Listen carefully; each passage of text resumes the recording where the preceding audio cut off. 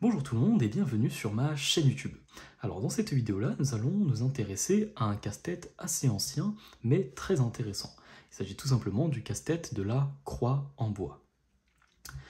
Donc cette vidéo-là sera une petite vidéo tutoriel pour vous apprendre à la réaliser, et tout simplement à résoudre ce casse-tête. Alors si vous n'avez toujours pas essayé de le résoudre, je vous invite à essayer.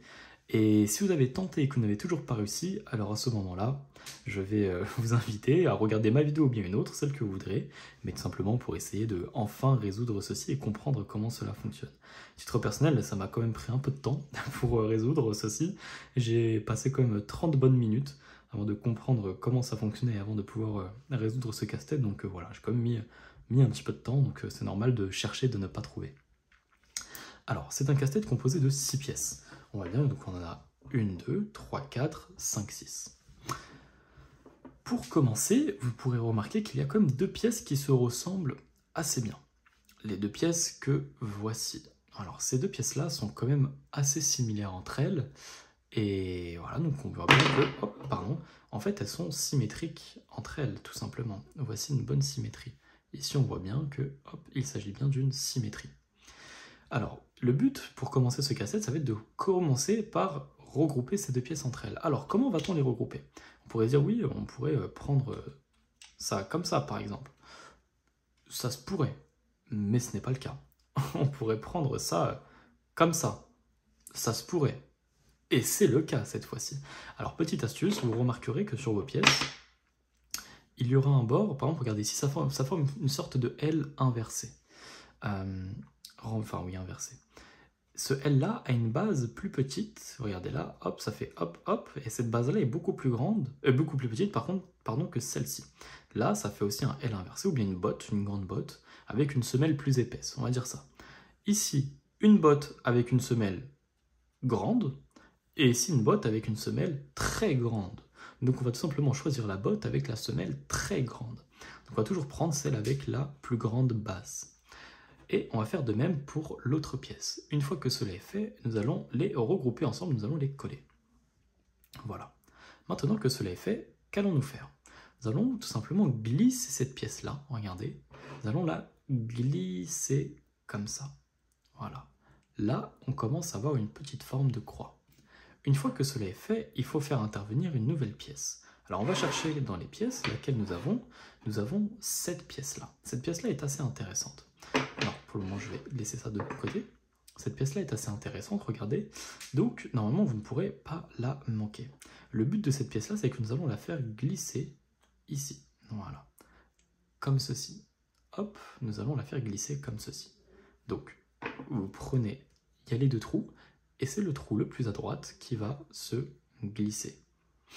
Donc on recommence, on va chercher notre autre pièce, on choisit toujours les grosses semelles, la première grosse semelle, la deuxième grosse semelle, on les colle, celle-ci on va la faire pivoter, voilà, cette fois-ci elle a bien pivoté, et là, ici, nous allons glisser, hop, cette pièce-là. Une fois que c'est fait, nous avons une pièce en forme de pont. Regardez, elle fait une bonne forme de pont. Et bien ce pont-là, il va tout simplement venir se glisser au-dessus. Ok, ça c'est fait. Une fois que c'est fait, qu'allons-nous faire? Regardez pour le moment l'architecture de cette croix. Voici à quoi elle ressemble. Hop, très bien. Bon, je fais une belle vidéo une belle vidéo présentation de la croix en tout cas. Donc maintenant que cela est fait, regardez, vous avez ça en face de vous. Ça ressemble à ça en face de vous. Voilà. Ce que vous allez faire, c'est tout simplement pivoter. Ok, une fois que c'est pivoté, voilà. Là, vous voyez bien qu'il y a un petit trou ici. Il ne reste plus que deux pièces. Alors, soit il nous reste la pièce pleine et on se dit on va la rentrer. Donc, on pourrait essayer de la rentrer. Mais cette pièce-là, qu'est-ce qu'on va en faire? Eh bien, cette pièce-là va tout simplement se glisser. Regardez, prenez la pièce comme ça. Ici, vous allez bien voir qu'il y a une sorte de petit pont. Eh bien, ce petit pont, c'est par là que va glisser notre dernière pièce. Donc, quand vous allez la prendre, vous avez ceci en face de vous. Vous allez prendre cette pièce-là, la retourner ainsi, et là, cette fois-ci, hop, on la glisse. Et regardez, ça laisse pile poil la place pour faire entrer la pièce finale. félicitations, vous venez de résoudre la croix en bois. Donc, c'est ainsi que ça fonctionne. On peut la mettre ainsi pour une petite présentation 3D. Bon, je vais essayer de la défaire et on va la refaire rapidement. Et ensuite, normalement, nous aurons fini avec cette petite vidéo tuto. Ok. Pour résumer, on va refaire ceci. On cherche les deux pièces qui ont l'air symétriques. Ah, j'en ai une là et j'en ai une là. Voilà.